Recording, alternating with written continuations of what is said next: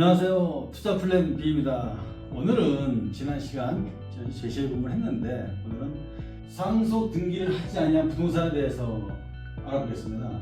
우리가 상속 등기를 하지 아니한 부동산이 경매가 되는 경우는 어떤 경우가 있을까요? 제가 이제 신문에서 이런 사람들이 많이 오죠. 채무자가 있다고 합시다. 이런 채무자.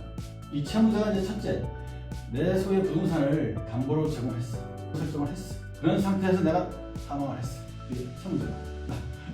둘째, 저당권 말고 그냥 일반 채무자가 좀 여기저기 있는 거야. 그런 상태에서 이 채무자가 사망을 했어. 유저당권이 아닌 일반 채무, 임의경매와 경쟁금이 두 개지 나눈 거예요. 이런 경우가 이제 대부분인데, 이런 경우에 근저당권자나 일반 채권자가 이 채무자한테 채권을 해줘야 될 거 아니에요. 근데 채무자가 사망을 했잖아요. 그러면 이거 어렵지 않아요. 쉬워요. 다만 이거를 서류를 작성하고 절차에 따라서 진행하는 게 좀 귀찮을 뿐이에요. 이런 경우 이제 이 채무자의 부동산에 대해서 채권자 대위에 기한 상속 등기를 할 수가 있어요, 법적으로. 그 채권자 대위에 기한 상속 등기를 완료한 후에 경매 신청을 하면 되는데, 이때 이제 근저당권에 기한 임의 경매 절차하고 일반 채권에 기한 강제 경매 절차가 약간 달라요. 임의 경매와 강제 경매는 사실 그 차가 있잖아요. 강제 경매의 경우에 사망한 사람의 상속인들 상대로 승계지평물입니다. 승계지평물 받고 대위 상속 등기를 하고, 그러고 나서 그 상속인들 상대로다가 경매 신청을 해야 되는 거예요. 만약에 이제 이러한 절차를 밟지 않고 그냥 쉽고 빨리 해야지, 비용도 절감하고, 그래서 사망한 사람, 그 사람을 상대로다가 강제 경매 신청을 하면 법원은 그 사람 사망한지 아닌지 모르니까 경매 개시가 좀 나지만 후에 사망하게 들어가면은 이 승계지평물 흠결을 이유로 해서 경매 개시 결정이 취소되거나 이 경매 신청이 하게 되죠. 그렇기 때문에 아까 이런 절차를 밟아주시는 게 좋습니다. 그게 맞습니다.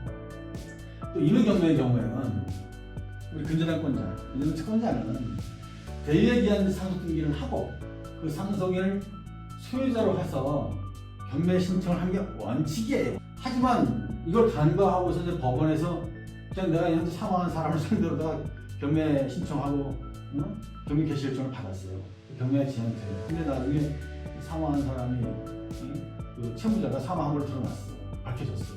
그러면 강제 경매는 아까 말했죠. 경매가 취소돼가지고 승계집행문 부여 흠결을 이유로 해서 경매 취소, 경매 각하된다 했잖아요. 근데 이게 안 그래.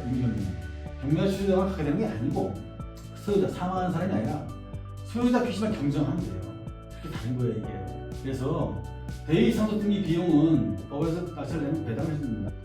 이 대위 상속 등기 비용은 집행 비용 또는 집행 실시 비용으로 봐서 배당 시 집행 비용으로 산입이 될 수도 있습니다. 다만 간단하지만 중요하다. 경매뿐만 아니라 우리 이제 상속 관련해서도 이런 상담이 들어올 때 어렵지 않은데 그걸 어떻게 생각하는 사람이 많더라.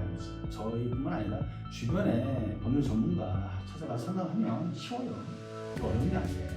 요즘 들어서 상담 들어오는 건들이 경기가 너무 안 좋다 보니까 정말 심각한 분이 많아요. 그걸 어떻게 하든 그분들에게 최대한 도움이 돼서 어느 정도 손에 쥐어주고 싶은데, 돈과 연관된 경매예요. 경매를 알면 여러 가지 도움되는 게 많아요. 그러니까 경매 공부 열심히 하시면 도움되는 게 많습니다. 다른 것도 많이 참고하시고 많이 도움이 될 겁니다. 궁금하고 알고 싶은 게 있으면, 도움이 필요하면 아무 때나 댓글 남겨주시고 연락 주시면 됩니다. 다음 시간에 이제 목적물이 농지인 경우에 대한 경매에 대해서 알아보겠고, 오늘 강의는 여기서 마치겠습니다. 지금까지 투자 플랜 B였습니다.